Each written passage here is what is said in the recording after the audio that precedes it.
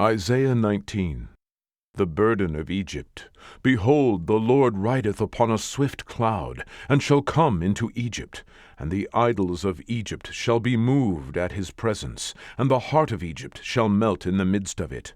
And I will set the Egyptians against the Egyptians, and they shall fight every one against his brother, and every one against his neighbor, city against city, and kingdom against kingdom.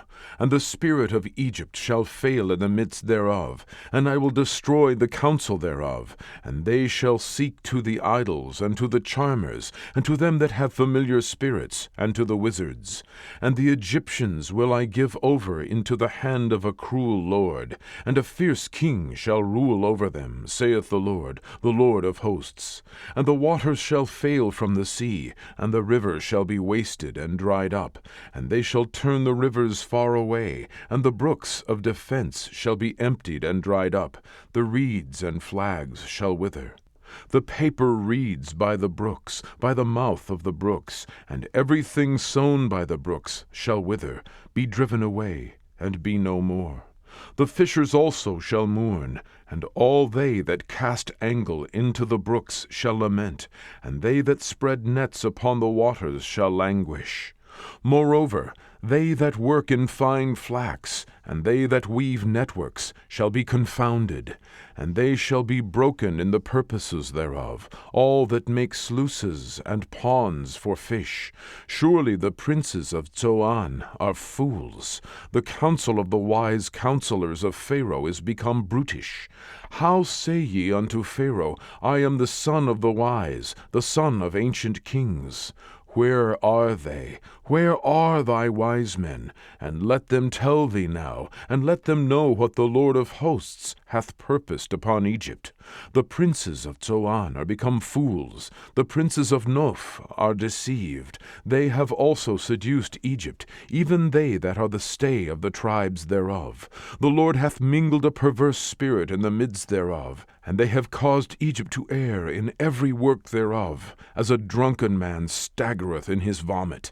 Neither shall there be any work for Egypt, which the head or tail, branch or rush may do. In that day shall Egypt be like unto women, and it shall be afraid and fear because of the shaking of the hand of the Lord of hosts, which he shaketh over it. And the land of Judah shall be a terror unto Egypt. Every one that maketh mention thereof shall be afraid in himself, because of the counsel of the Lord of hosts, which he hath determined against it.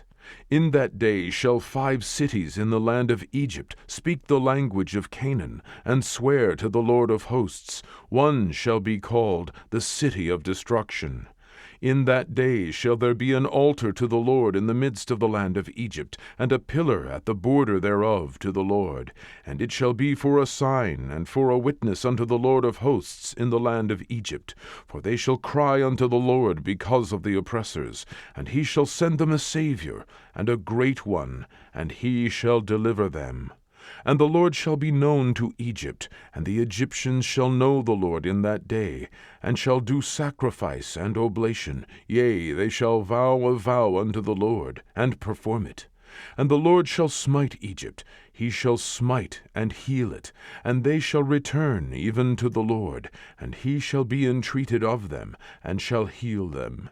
In that day shall there be a highway out of Egypt to Assyria, and the Assyrian shall come into Egypt, and the Egyptian into Assyria, and the Egyptians shall serve with the Assyrians.